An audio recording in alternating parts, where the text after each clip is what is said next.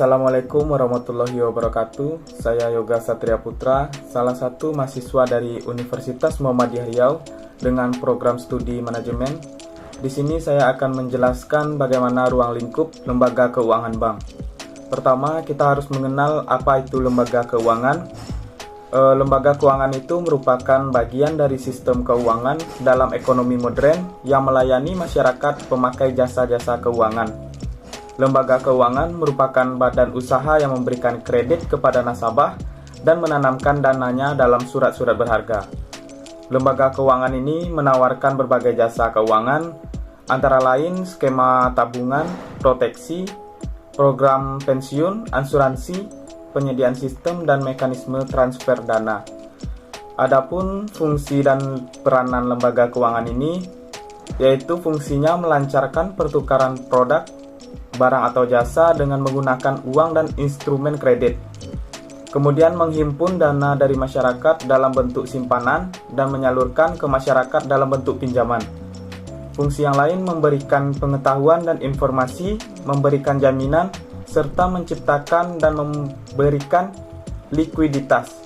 Adapun peranan dari lembaga keuangan ini, yang pertama berkaitan dengan peranan lembaga keuangan dalam mekanisme pembayaran antara pelaku-pelaku ekonomi sebagai akibat transaksi yang mereka lakukan.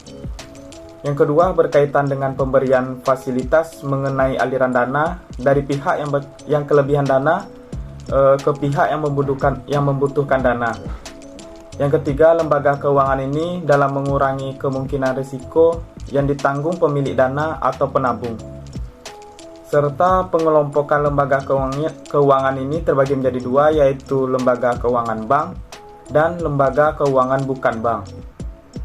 Lembaga keuangan bank ini menurut Undang-Undang Republik Indonesia Nomor 10 Tahun 1998, tanggal 10 November 1998, bank adalah usaha yang menghimpun dana dari masyarakat dalam bentuk simpanan dan menyalurkan kepada masyarakat dalam bentuk kredit atau bentuk-bentuk lainnya dalam rangka meningkatkan taraf hidup rakyat banyak.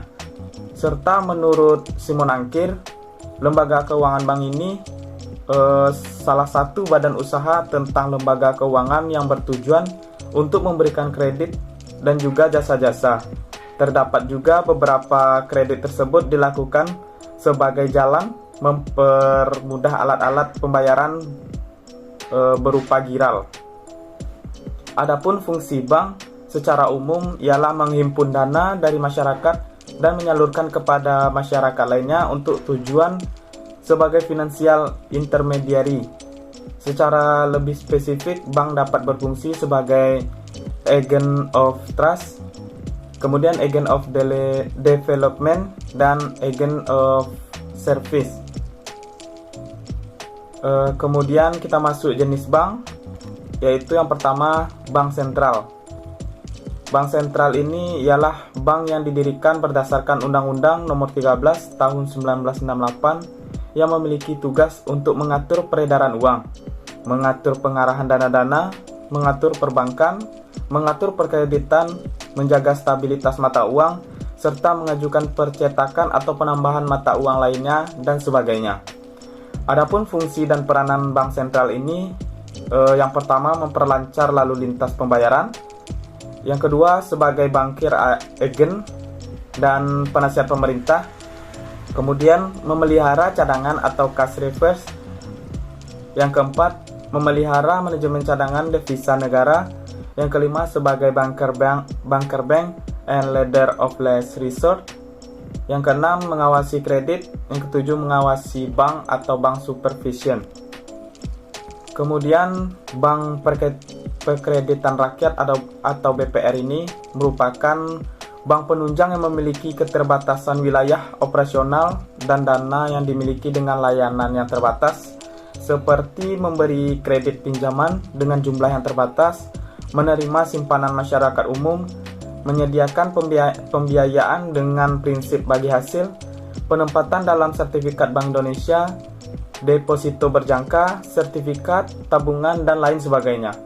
Adapun tugas dari BPR ini ialah yang pertama menghimpun dana dari masyarakat dalam bentuk simpanan berupa deposito berjangka, tabungan, atau bentuk lainnya yang dipersamakan dengan itu.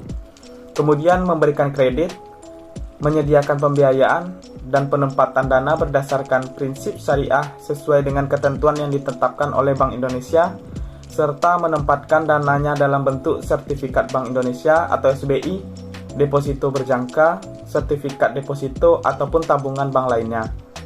Sekian dari penjelasan saya. Wabillahi taufiq wa hidayah. Wassalamualaikum warahmatullahi wabarakatuh.